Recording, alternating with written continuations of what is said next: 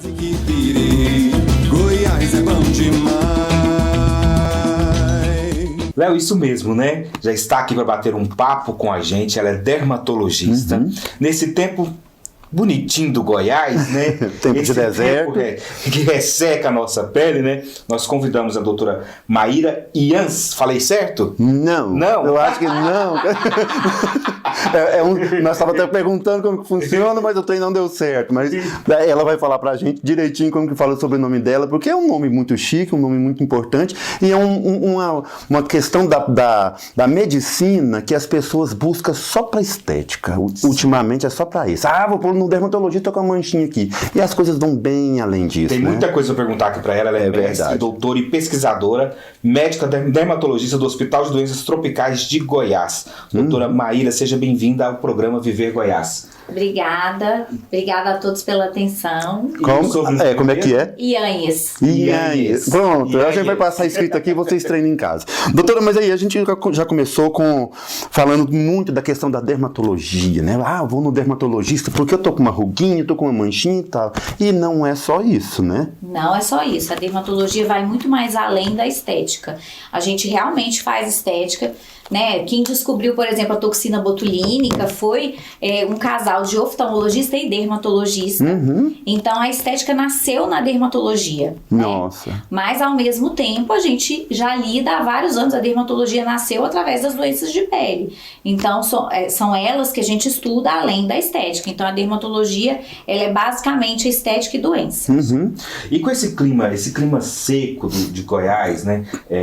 A gente está gravando aqui durante a semana, já está um clima mais ameno, mais fresco, diz que no final de semana vai chover, não sei se vai mesmo, mas esse clima que resseca a pele da gente, sol quente, cedo tá frio, à tarde aquele sol de 40 graus, e aí, como agir nesse momento? Então, a gente faz as mesmas orientações, porque o tempo está muito seco e, ao mesmo tempo, existe uma variabilidade muito grande de temperatura e isso pode desencadear ou piorar muitas doenças de pele, principalmente, por exemplo, dermatite atópica, né? As dermatites de uma forma geral, psoríase, que vem com ressecamento da pele, e nós precisamos lançar a mão dos hidratantes. Então, tem que abusar dos hidratantes para a pele, principalmente após o banho. Além disso, o banho tem que ser rápido, não pode ser muito demorado, máximo de 5 minutos. A água tem que ser morna, não pode ser muito quente. Bucha nem pensar, porque tem muita gente que acredita que a bucha ela vai limpar a pele do paciente. Isso não acontece. Ela retira uma gordurinha natural da nossa pele e que protege a nossa pele contra o ressecamento e contra a coceira. Então a gente tem que evitar. E o sabonete, de preferência, principalmente em quem tem doenças dermatológicas, deve ser utilizado mais em mãos, pés e genitais, principalmente nesse tempo. E outra coisa importante é que o hidratante seja passado logo após o banho. Gente, isso é um mito. Então, a gente falou do sabonete e falou da bucha. Meu Deus do céu, principalmente aqui em Goiás, né? Nós temos uma questão assim, quando eu era criança, vem aqui, menino, que eu vou te dar banho. Pegava aquela bucha que dá nas paredes, nos muros, né, nas árvores, esfregava pra gente ficar vermelho. E a gente cresceu com essa questão. Não, eu tenho que limpar minha pele, eu enchi de poluentes da rua, né? O dia inteiro no sol e tal, e vou lavar e passar muito sabão e a bucha para tirar o macuco do pescoço, aquela coisa toda. Então esse mito goiano é mito. É mito, não pode, tá? Principalmente em pacientes que já têm doenças dermatológicas. Então num paciente comum a gente já não usa bucha, mas num paciente que tem problema de pele é pior ainda. Mas eu vi uma questão também que diz que muito banho também não é interessante. Exatamente, então tem que tomar um banho só por dia. Como? Doutora nesse calor, minha gente! Você pode até tomar mais de um, mas desde que seja só com água.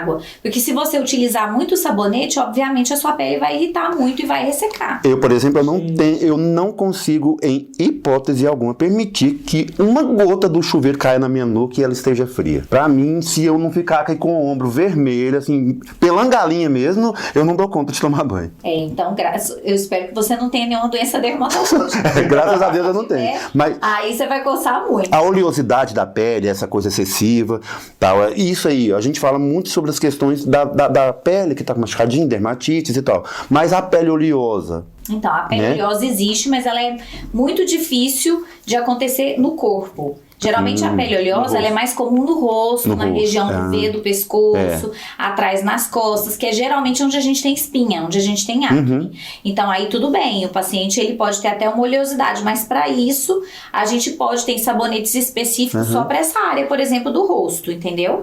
Então aí você pode usar sabonete adstringente, você pode até usar esfoliantes, por exemplo, para poder melhorar. E hidratante a gente até orienta para não utilizar hidratante nessas áreas. Se for utilizar, tem que ser um hidratante específico para a pele ou para a pele acneica, né? Mas de uma forma geral, são coisas totalmente diferentes. E é comum a gente pegar, por exemplo, paciente que tem acne no rosto e dermatite atópica, por exemplo, que é pele ressecada do corpo. Eu atendi hoje, inclusive, uma paciente que utilizou Roacutan, isotretinoína para acne e tinha dermatite atópica. Aí vira uma... Agora vamos falar. Eu tenho, já me falaram que é dermatite, já me falaram que é psoríase, aí tem isso daqui, né? Então eu tenho que banho quente, jamais, mas um banho mais morno e frio. Exatamente. Então, tanto psoríase quanto dermatite atópica, doenças que cursam com esse ressecamento de pele, ictioses também, que é uma doença que o paciente ele já nasce com a pele muito seca. A gente tem que orientar esse paciente exatamente isso que eu fiz. Mas nessa época do ano, não só os pacientes que têm doenças dermatológicas sofrem, mas também os pacientes de pele comum, né, que não tem doença de pele. E tem algum tipo de sabonete? Tem sabonetes. Aqueles famosinhos nem pensar, né? Não, existem sabonetes específicos. Então, por exemplo, quem tem dermatite atópica, eu geralmente indico alguns sabonetes específicos que são para dermatite atópica e que ajudam a melhorar o paciente de uma forma geral, né? Sem conflito de interesse nenhum, Cetaphil, Fisiogel, Lipicar, por exemplo, Epidrate. Existem vários. Esse cheirosão aí que você compra em revista que vende assim nas portas? Geralmente não. Geralmente esses hidratantes que são interessantes para dermatite atópica, né, e para hidratar a pele do paciente, são vendidos em farmácia. Não em supermercado, por exemplo. Então, são vendidos em farmácia. Eles têm uma tecnologia específica para atender a pele do paciente que é mais ressecada. Então, geralmente através de prescrição médica, que seria o ideal, né? E o hidratante, o protetor solar também. Protetor solar também. Existem alguns protetores solares que são maiores, outros que são melhores, outros que são piores. A gente teve até um estudo, eu faço muita pesquisa com um pesquisador da Unesp, e ele fez um estudo que foi publicado há alguns anos atrás. Ele utilizou algumas marcas de filtros solares específicas para ver quais eram as melhores marcas, as que deixavam ou não a radiação passar. Então, teve uma diferença aí entre algumas marcas. E falando em filtro solar, né, Léo? Só vou usar filtro solar quando vou pro sol, ou é interessante? Aqui no estúdio, por exemplo, tem muitas luzes. É interessante a gente usar filtro solar também. Qual que é o momento que eu devo passar filtro solar? Existe um mito muito grande. E adoro essas coisas de mito. Esse pesquisador que publica comigo, a linha de pesquisa principal dele é melasma. E a gente vê muita gente, inclusive profissionais da área da saúde, falando mitos nas redes sociais, tá? Então tem um estudo bem interessante falando sobre essa questão da luz assim, indoor, que a gente chama, né? Que é assim, igual a gente tá aqui. Então essa luz não vai influenciar no melasma, tá? Não influencia no melasma. A luz que influencia no melasma realmente é a luz de fora. Do então sol. Eles calcularam, tem um estudo específico que calculou quanto da luz entrava na casa do paciente, quanto isso influenciava o melasma. Então, teoricamente, se você tá dentro de casa, você não precisaria utilizar, mas quando você sai em áreas expostas. Então, por exemplo, se eu estou vestida desse jeito aqui, o filtro solar deve ser colocado daqui para cima e do punho para frente, porque eu tô toda coberta, né? Então, eu falo muito pro paciente que às vezes não tem condição de comprar filtro solar, que se ele tiver alguma doença, né, com fotossensibilidade, ou se ele quiser economizar no filtro solar, ele tem que usar roupas mais compridas, porque as roupas elas também funcionam como se fosse uma proteção solar. Falando em proteção solar, a gente quando tá na praia ou até clube mesmo, tem aquelas camisas de manga comprida com proteção. Funciona? Funciona. Depende muito, obviamente, da trama do tecido. Se a trama do tecido é mais leve, mais esparsa, vai entrar mais radiação. Mas se ela for bem, como é que eu vou dizer assim, bem justa, né? Aquela que dura na pele. Exata, não justa assim, eu digo assim, por exemplo, igual você quando pega os fios são mais juntos. Um tecido furado passa mais, um tecido mais grosso passa menos. Entendi. Então é mais ou menos isso, é a trama do tecido que faz com que essa radiação não passe tanto. E aí tem algumas que são certificadas com proteção UV, então são essas que a gente precisa comprar. É tão interessante a gente ficar por dentro também das informações, né? São mitos demais, são fatos também, que a gente prefere ir atrás dos mitos do que dos fatos. Isso. Exatamente. E tem muita coisa pra gente saber aqui, mas estão mandando a gente pro intervalo e voltar daqui a pouquinho. Então, bora. Quase que pirei, Goiás é bom demais. Voltamos aqui com o nosso bate-papo, nossa entrevista com a doutora Maíra, que é dermatologista. Estamos tendo um bate-papo muito legal, né, Léo? Muito interessante, esclarecedor. Gente, eu acho assim, que vale muito a pena a gente consultar um dermatologista pra gente tirar um pouquinho daqueles mitos que existem na nossa cabeça, né? Quem perdeu o primeiro bloco, nós falamos muito sobre dermatite, psoríase, alergias. Você pode voltar aí, entrar no nosso canal no YouTube, vai ter entrevista completa, tem um programa completo também. Durante a semana você vai ver a entrevista completinha da doutora. É isso aí. Doutora, e voltando a falar sobre as manchas que a gente terminou o primeiro bloco, essas manchas de sol, muitas vezes as pessoas têm no rosto, tem tratamento? Tem tratamento. Só que assim, a gente tem que definir que tipo de mancha que é. Porque existem algumas manchas que acontecem com a idade que são chamadas de melanoses solares. Então essas têm um tipo de tratamento que geralmente é um laser que a gente faz para poder tirar, às vezes cauterização, dependendo. E existe o melasma, que é aquela mancha de gravidez, mas que pode acontecer não só na gravidez, mas fora dela também. Pode acontecer em homens também. E essa não tem cura, tem controle, tem tratamento, mas esse tratamento tem que ser pro resto da vida, né? Então não é um tratamento definitivo que vai sumir com a mancha, mas vai dar uma boa melhorada. Falando em mancha, foi até bom falar, né, nessa questão das manchas, que também tem a rosácea, né? Como que é? Porque nós ficamos sabendo dessa questão da rosácea, porque eu tenho até uma amiga nossa que tem, ficava aquela manchinha aqui e tal, o que é isso? Ah, não sei, é sol, trabalho muito no sol. Mas após sair um famoso jogador que estava com esse sinal, todo mundo falando a bochechinha rosada e tal, porque nós temos essa questão também, né, de primeiro cutucar para depois saber do que se trata. Mas explica pra gente a rosácea. A rosácea, assim, pra quem não lembra, eu acho que esse jogador famoso que você tá falando é o goleiro do Brasil, né? Então, o goleiro do Brasil, ele tinha rosácea, ele tinha a bochechinha rosa, mas ele parecia que tinha espinha, né? Então, na verdade, a rosácea é isso. Existem vários tipos de rosácea, eu dou aula de rosácea. E eu fiz um estudo, uma pesquisa que tá submetida para uma revista científica só sobre rosácea e como que a gente faz para manter a rosácea quieta. Então, como que você vai identificar se você tem rosácea ou não? Existem dois subtipos muito importantes e principais, que é aquele paciente que tem o rosto vermelho, mas sempre vermelho, e que às vezes quando faz um exercício físico, quando tá num ambiente muito quente, tipo igual agora, que a gente tá, né, muito quente, com uma variação térmica muito importante, fica com o rosto vermelho. Quando toma um vinho, às vezes, fica com a bochecha avermelhada. Então, essa é a rosácea eritema-telangiectásica.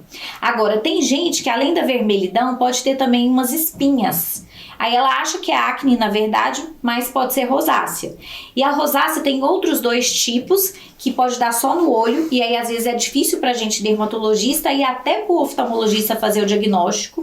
Se tiver associado com os outros subtipos que eu falei, a gente consegue. E existe também a rosácea fimatosa, que é aquele paciente que muitas vezes o nariz começa a crescer, começa a ficar com umas bolas assim no nariz, e aí vai ficando com o nariz deformado. Isso pode ser rosácea também, que a gente chama de rinofima. E aí os tratamentos são totalmente diferentes de acordo com o tipo de rosácea que você tem.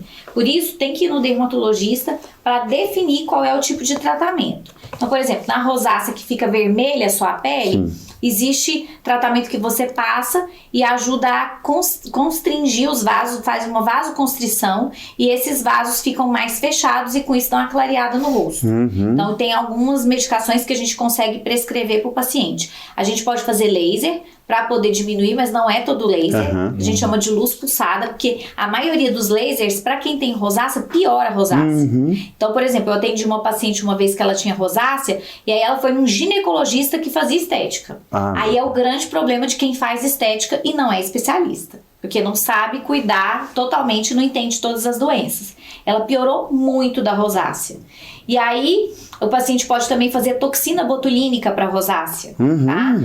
É um tratamento novo e que nos últimos consensos vem sendo falado muito, mas é um tratamento um pouquinho diferente do tratamento que a gente faz na estética. Então, geralmente, meus pacientes que fazem botox no meu consultório, se tiver rosácea, eu já falo, olha, a gente pode fazer também o mesmo tratamento, só que para rosácea, só que aí é totalmente dose diferente. Não tem nada a ver, a aplicação é totalmente diferente. Presta atenção, gente, que não é só chegar lá na clínica que a gente coloca e falar assim, aplica aqui, né? Não. Doutora, vou lá fazer os botox. Doutora, nós temos também, assim, as nossas medicinas, né, de bairros.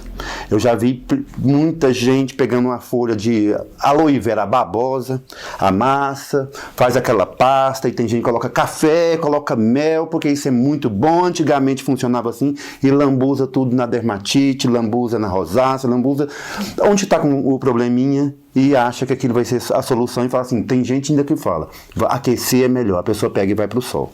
Eu oriento não fazer isso. Não fazer nenhum tipo de tratamento caseiro, porque os tratamentos caseiros, na maioria das vezes, evoluem com a que a gente chama de dermatite de contato. Então, a gente tem muito, principalmente úlceras. A gente tem muito esse problema nas úlceras de membros inferiores. Então, aqueles buracos, aquelas feridas de pacientes, principalmente que têm insuficiência venosa, né, que são o problema das varizes, às vezes pode abrir uma úlcera e aí usa banho de folha de não sei o que, aroeira. Nem é babosa? Não, nem babosa. A gente orienta a não usar nada, absolutamente. Tem que procurar um médico especialista para poder indicar o melhor tratamento. E se tiver com coceira, vermelhidão, pior ainda. Aí é indicativo de que realmente tá com uma dermatite de contato. E as crianças nesse caso? Tem muita criança também que está surgindo dermatite, psoríase. Como agir quando uma criança tá com esse tipo de doença? A dermatite atópica é a doença mais comum de pele da infância. Então, a Sociedade Brasileira de Dermatologia, se não me engano, em 2012, fez um censo entre os dermatologistas para ver quais eram as doenças mais comuns que a gente atendia no consultório. A acne é a doença mais comum, as espinhas, né, dos adultos, e a dermatite atópica é a mais comum da infância, tá? Então, de crianças pequenas. Mas não quer dizer que não aparece nos adultos também, tá? Pode aparecer até em idosos. Eu tenho um bom número de pacientes idosos que nunca tinham tido... Mas essa dermatite infantil, ela passa por uma mutação quando ela está no processo de evolução? Tipo, de adolescente... Virando adolescente, por exemplo, porque tem muitos casos que deixam de existir. Exatamente. Então, a dermatite atópica, ela geralmente aparece a partir dos 3 meses de idade, na criança bebê ainda. E aí ela pode persistir até a adolescência. E aí a evolução natural da dermatite atópica é que 60% a 50% dos pacientes entrem em remissão espontaneamente. Alguns voltam até algumas crises na fase adulta, mas existem outros pacientes que nunca tiveram dermatite atópica na infância. Eu vou dar uma aula de dermatite atópica em idosos agora em São Paulo esse final de semana. E aí eu tenho um estudo científico que eu cito, que mostra que grande parte dos pacientes idosos que têm dermatite atópica, 75% deles não tem história de ter tido dermatite atópica pregressa. Tá? Então eles nunca tiveram. Então pode aparecer em qualquer idade, mas o mais comum é na infância. E a gente tem um estudo que foi publicado no Brasil, que eu fui a revisora dessa revista internacional. Então, esse amigo meu que é pesquisador que escreveu esse artigo, e aí a gente viu que é muito mais comum a dermatite atópica na infância do que na idade adulta. Mas quando tem, principalmente idosos, ela é mais grave do que na infância. E as pessoas falam muito da questão da dermatite, desculpa, que é muito emocional também. E aí, nessa questão da criança, então quer dizer que... É um mito. É um mito. É um mito. Vitiligo, psoríase... Tô nervoso, vou atacar minha dermatite. Alopecia areata, que é aquela pelada, todo mundo fala que é psicológico. E aí o grande problema é que a gente deixa uma carga pro paciente. De falar assim, ó, o problema... Você tem esse problema aí porque você é estressado. Fica tentando adoecer ainda mais a pessoa. Exatamente. Então não precisa tomar um calmante, parem de falar esse tipo de coisa para os pacientes. Dermatite atópica, psoríase, vitiligo, não é problema do paciente. Isso é um problema genético. E é interessante ouvir isso, doutora, porque é uma regra que a gente ouve mesmo, não é só de médicos, nem de fala, né? Mas é todo mundo falando, né? Porque isso é estresse, isso aí é a dificuldade que a vida está oferecendo. Se fosse assim, a gente vivia uma dermatite imensa no corpo inteiro. Exatamente. Então, assim, o que acontece é que, na verdade, por exemplo, você tem enxaqueca. Se você passa por um problema, sua enxaqueca, obviamente, ela vai dar uma piorada, ela pode aparecer. Você tem espinha, se você fica nervoso, às vezes aparece espinha no seu rosto. Você tem diarreia, por exemplo, um problema intestinal. Se você fica nervoso, vai aparecer. Então é a mesma coisa, vitiligo, psoríase, mas não é a causa do problema, entendeu? Sim, sim. Bom esclarecer. Léo, nosso tempo tá assim, acabou praticamente. Não pode. Mas... Eu tenho muita coisa para perguntar. Mas infelizmente, né, vai ter que vir participar do programa completo aqui, 1 hora com a gente. Mas a busca constante, pra gente terminar, a busca constante pela beleza. O povo tá aquela loucura, preciso do meu rosto sem ruga, sem nada, aquela busca constante. Até recentemente, vamos citar a apresentadora Xuxa, que fez um documentário todo mundo comentou esse documentário no mundo inteiro. Ela falou que não importa que ela tá com as rugas e tudo, e não importa envelhecer. Mas a grande maioria das pessoas importa sim envelhecer. E procura qualquer lugar. Como agir com isso? No mundo em que você tá com filtro nas redes sociais, filtro no Instagram e quer parecer a pessoa mais perfeita do mundo. E aí? Antes dela responder, o filtro favorece para que a gente tenha essa questão que ele acabou de perguntar? Porque o filtro nos deixa mais bonitinho. Sim. Mas aí, a hora que eu olho no espelho que não tem filtro, como é que eu vou fazer? A gente vive num mundo hoje de fantasia, né?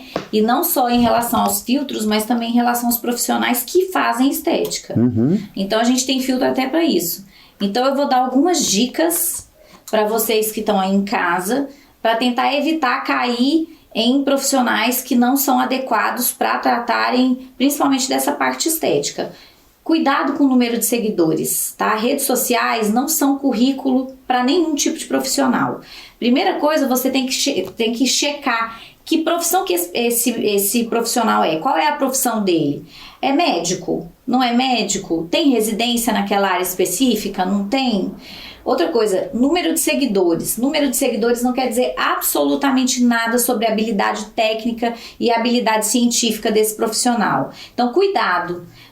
Pra mim, eu acho assim, número de seguidores pra mim é inversamente proporcional à pessoa que tá ali. Porque se você tá postando demais, é porque você não tá estudando de menos. Pra mim, é verdade. O meu ponto de vista é exatamente isso. Adorei essa citação. Eu não tenho tempo de ficar postando o tempo inteiro, né?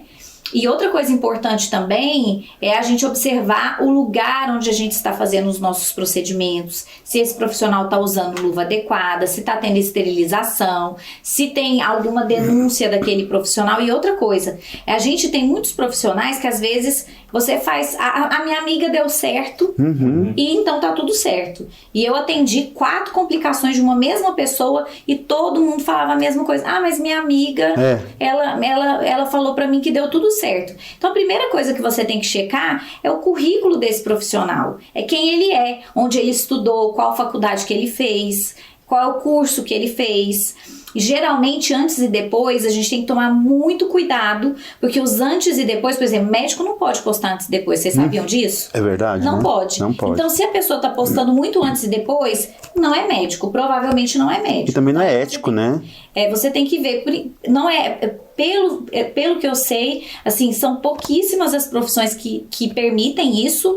E o CFM não permite. Então, se tá postando antes e depois, geralmente não é médico. Outra coisa importante é que dessas 4 vítimas que eu atendi, de uma mesma pessoa, a gente teve a curiosidade de entrar no Instagram dessa pessoa. Ela postava fotos de antes e depois de cirurgias plásticas.